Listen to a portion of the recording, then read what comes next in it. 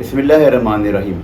میں انجینئر علی امید کرتا ہوں کہ آپ لوگ سب اپنی اپنی جگہوں پر خیریت اور عافیت سے ہوں گے۔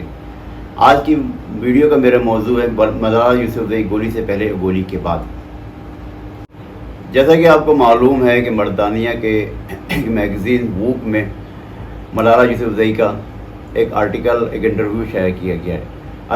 اس انٹرویو میں انہوں نے فرمایا ہے کہ اگر کسی کو کسی کا ساتھ چاہیے تو لازم نہیں کہ نکاح نامے دستخط کیے جائیں، وہ پارٹنرشپ میں بھی زندگی بسر کر سکتا ہے۔ تو میرا یہ سوال پیدا ہوتا ہے کہ آپ بتائیں کہ ملالہ یوسفزئی صاحبہ سے کہ وہ بغیر نکاح نامے پہ دستخط کے وہ کیسے پیدا ہوگی؟ کیا ان کے والدین نے بھی پارٹنرشپ میں ان کو پیدا کیا ہے؟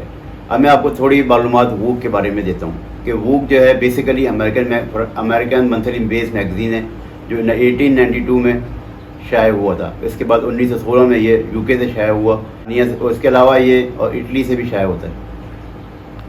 میں آپ کو پہلے تھوڑی سی ہسٹری بتانا چاہتا ہوں کہ عورت کے ساتھ اس معاشرے میں، دنیا میں کیا کچھ کیا جاتا تھا۔ آپ بابیلین سویلائزیشن کے دور کی بات کریں تو اس میں ایک مرد کوئی خطا کرتا تھا تو اس کے بدلے میں اس کی بیوی کو قتل کر دیا جاتا تھا۔ اسی طرح گریک سویلائزیشن میں بھی عورت کا کوئی مقام نہ تھا، وہ حوث کے لیے استعمال کرتے تھے اور اس کے بعد اس کو پھینک دیتے تھے۔ رومن دور سویلائزیشن میں بھی عورت کی عزت نہیں تھی کی جاتی تھی۔ ایون ایجپشین سویلائزیشن میں بھی یہی سب کچھ ہوتا تھا، یہاں تک کہ عربوں کے اندر بھی یہ ہوتا تھا کہ وہ عورت کو زندہ دفنا دیتے تھے۔ لیکن اسلام کے آنے کے بعد الحمدللہ رسول اللہ صلی اللہ علیہ وسلم نے عورت کو جو عزت دی، جو مقام دیا، وہ کسی بھی سویلائزیشن کنٹری نے نہیں دیا۔ جیسا کہ سورہ نساء میں پروردگار ارشاد فرماتا ہے کہ اے لوگو اپنے رب سے ڈرو جس نے تمہیں ایک جان سے پیدا کیا اور اس میں سے تمہارا جوڑا بنایا اور ان دونوں میں سے بہت سے مرد عورت پھیلا دیے۔ اللہ سے ڈرو جس کے نام پر مانگتے ہو اور رشتوں کا لحاظ رکھو، بے شک اللہ ہر وقت تمہیں دیکھ رہا ہے۔ آئیے آج ہم آپ کو نکاح کے بارے میں بتاتے ہیں کہ نکاح کیا چیز ہے۔ نکاح ایکچولی عربی کا لفظ ہے جس کا مطلب ہوتا ہے کہ دو چیزوں کو آپس میں اس طرح ملنا کہ وہ ایک جان ہو جائیں۔ یعنی کہ جس طریقے سے بارش دیکھی ہوگی آپ نے، بارش ہوتی ہے تو اس کی فواریں جو مٹی میں ملتی ہیں اور اس کے بعد وہ مٹی میں جبس ہو جاتی ہے۔ دو زندگیوں کو آپس میں اس طرح جوڑا کہ ایک ہو جائیں۔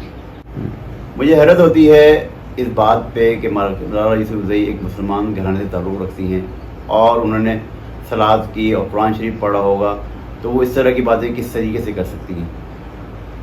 میری بات یہ وہ نہیں کرتی، کیا کہتے ہیں کہ کس طریقے سے انہوں نے یہ بیان دیا، کیونکہ آپ خود سوچیں کہ ایک نوبل انعام یافتہ خاتون، پڑھی لکھی خاتون اس طرح کا بیان دے رہی ہے جو اسلام کے بالکل منافی ہے۔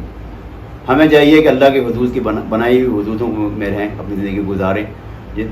خداوند متعال نے جس طریقے سے ہمیں حکم دیا گیا ہم اس طرح کی زندگی گزاریں، کیونکہ یہ نہیں ہو سکتا ہے کہ ہم اللہ اور اس کے رسول کو مانیں اور ان کی نہیں مانیں۔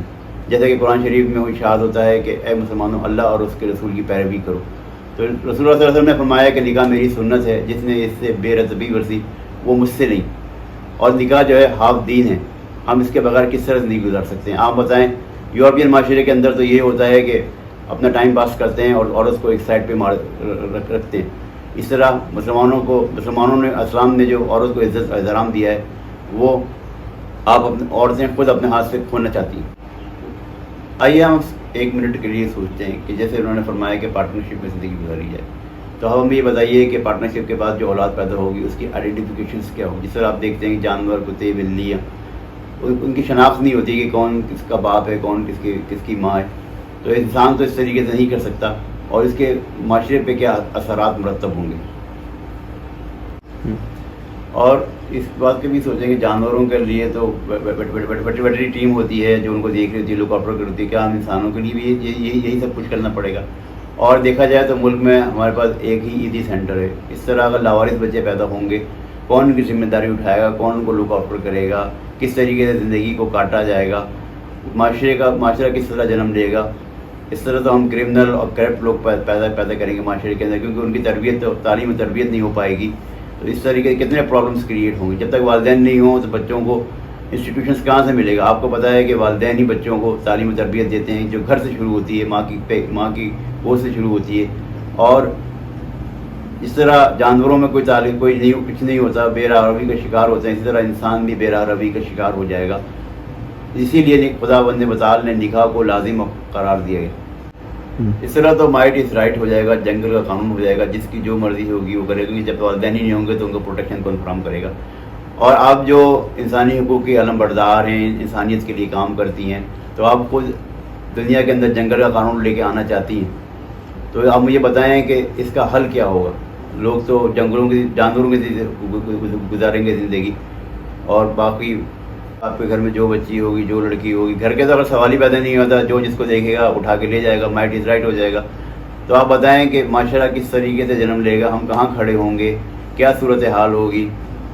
تو میں سمجھتا ہوں کہ انسان کو پہلے تولنا چاہیے، پھر بولنا چاہیے۔ انسان پہلے بول دیتا ہے، پھر بعد میں سوچتا ہے کہ مجھ سے یہ غلطی ہو گئی۔ آپ نے دیکھا کہ آج کل ہمارے معاشرے میں سیاستدان بھی ہیں، وہ اس طرح کا بیان دیتے ہیں جو معاشرے میں برائی کو جنم دیتے ہیں۔ ہمارے ایک مشہور لیڈر ہیں جناب شیخ رشید صاحب، جب ان سے شادی کے بارے میں سوال کیا گیا تو انہوں نے بہت ہی احمقانہ جواب دیا اس کا کہ جب دودھ بازار میں مل جاتا ہے تو بھینس پالنے کا فائدہ۔ لیکن ہم سے اچھے تو غیر مسلم ہیں جو کرتے سب کچھ، لیکن اس طرح کی باتیں نہیں کرتے کہ معاشرے میں بلا روی کا شکار پیدا ہو۔ اٹلی کی کہاوت ہے کہ جیسی بیٹی چاہتے ہو ویسی بیوی لاؤ۔ عزت کے موضوع پر اگر میل آ جائے تو سینکڑوں افراد بھی دھو نہیں سکتے۔ اگر آپ کسی سے محبت کرتے ہیں تو اس کے ساتھ نکاح کا حلال رشتہ جوڑیے۔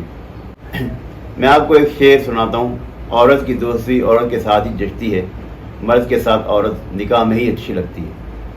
اس کے برعکس اگر آپ دیکھیں تو جب آنکھیں 2 سے 4 ہوتی ہیں، برچیاں ہیں جو پار ہوتی ہیں۔ اور آخر میں ویڈیو ختم کرنے سے پہلے میرے کچھ سوالات ہیں جن کو آپ سمجھتے ہیں کہ یہ صحیح ہیں یا غلط ہیں، اس کو ہمیں کمنٹس بھیجیں۔ میرا سوال تو یہ سوال یہ ہے کہ سب سے پہلا ملالہ یوسفزئی سے کیا وہ پارٹنرشپ کے ذریعے ہی پیدا ہوئی ہیں یا ان کے والدین نے بھی نکاح کیا ہے؟ میرے سوال پہ اپنے کمنٹس بھیجیں، اس کو لائک کریں، اس کو شیئر کریں اور بتائیں کہ کیا یہ سوال صحیح ہے یا غلط۔